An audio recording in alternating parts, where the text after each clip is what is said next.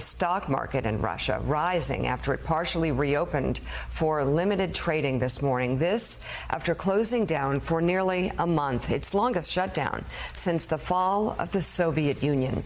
Joining us now, former Treasury official and Morning Joe economic analyst Steve Rattner. Steve, walk us through the latest in Russia's stock market, the overall economy, and how it's handling the sanctions. Yes, Mika, the stock market did reopen today. It did reopen up a little bit, but to put that in perspective, you can take a look at a chart that will show you what's actually been happening in the stock market over a longer period of time. And you can see here that the Russian stock market, interestingly, actually tracked our stock market for quite a while until they started talking about invasion of the Ukraine, and then it literally plummeted. And it was down more than 50% at its worst, and then they halted trading. And today it's up, as you can see, that little tiny upward thing. That's the very small amount it's up today. And even so, the Russians took pains to try to minimize the damage. They banned short selling. They banned foreigners from selling. There are rumors that the Russian banks, the state-controlled banks, are buying. And so it's kind of a tie for Russia today in a sense of how their stock market reopened. Not great, but not terrible. But behind all that, the economy continues to deteriorate. And so you can take a look at what's been happening to inflation and GDP and what the banks are forecasting is likely to happen. So on the left, you can see inflation, which is estimated this year to be a stunning 15%. We think our 8% is obviously very, very unfortunate. Their 15% is a heck of a lot worse. And they've been having widespread shortages and widespread spot inflation. The price of sugar went up by 14% alone last week, and so they have banned sugar exports until August, just to give you a sense of what's going on in the Russian economy with respect to inflation. And then on the right, you can see, not surprisingly, that growth is also very challenged, and they are entering into a very, very major recession with a huge drop in GDP of about 12% being projected for this year. And you can see that even in COVID, which is the red bar to the left, their economy only went down by about 2%.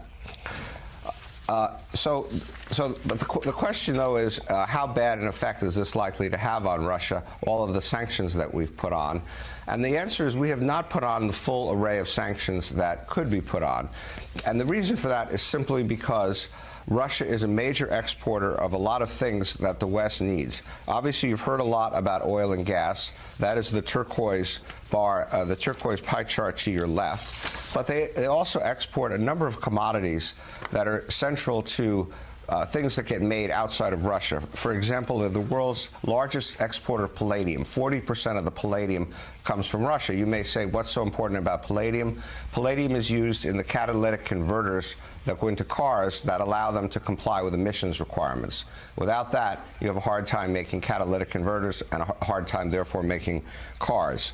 And then natural gas and crude oil, we all know, a major factor, over 12% of the world's production of both. And fertilizers, wheat, and platinum, all, again, important commodities to the West in which they are major exporters. And so we have not, what's unusual about the sanctions that have been imposed is they're not your average sanctions. When we impose sanctions, we typically ban or try to ban much, if not all, of a country's exports. Here, because of the likely impact on the West, we have not been able to do all that. And the last point I'd make is that even absolutely full sanctions, and we have put very, very robust sanctions on Russia's financial sector. We have tried to strangle their financial sector, and I think done a very, very good job at that. But we have to be mindful and somewhat humble about the history of sanctions. We've had sanctions on North Korea since 1950, roughly. We've had sanctions on Cuba since 1960. We've had sanctions on Iran for almost 50 years, over 50 years now. And none of those have obviously brought those countries to heel.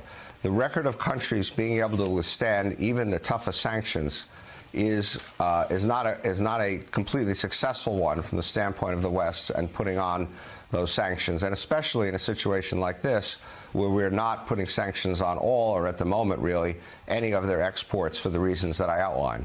So we have to be a little bit, we have to be both happy at what we have accomplished vis-a-vis the existing sanctions, vis-a-vis the Russian economy and the straitjacket we've put it in, but I wouldn't be overly optimistic about the likelihood that it's going to bring Russia quickly to heel.